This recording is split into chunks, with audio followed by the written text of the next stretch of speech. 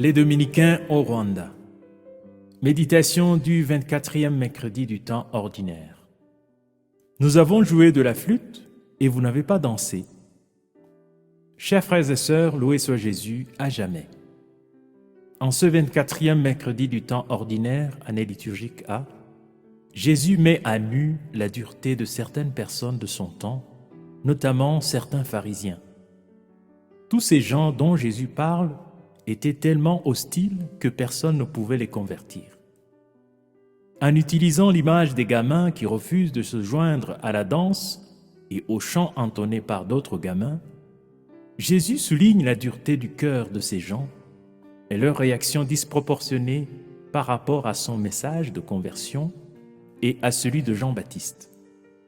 Au lieu de changer de vie, ils accusent Jean-Baptiste d'être un possédé et Jésus d'être un ami des publicains et des pécheurs. La parole que Jésus adressait à ses contemporains nous pousse à regarder honnêtement nos attitudes face à l'appel au changement.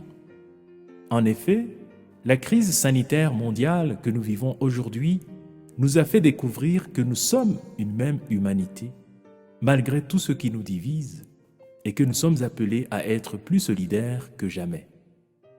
Comme le pape François l'a souligné dans son message de Pâques de cette année, indifférence, égoïsme, division et oubli sont des paroles que nous devrions bannir en tout temps.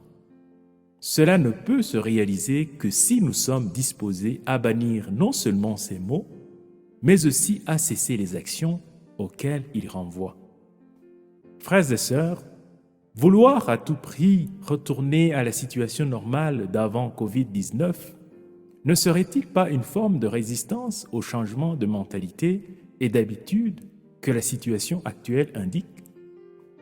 Le temps n'est-il pas venu de réfléchir et d'œuvrer plutôt pour plus de compassion, d'unité, d'entraide, de respect mutuel et de collaboration entre les personnes et les groupes de personnes?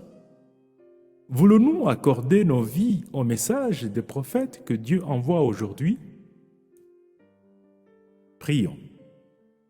Seigneur Jésus, toi qui viens encore nous inviter à la conversion, donne-nous l'humilité et la douceur afin que nous puissions entendre ton message de salut et l'intégrer dans nos vies quotidiennes, car tu vis et règnes pour les siècles des siècles.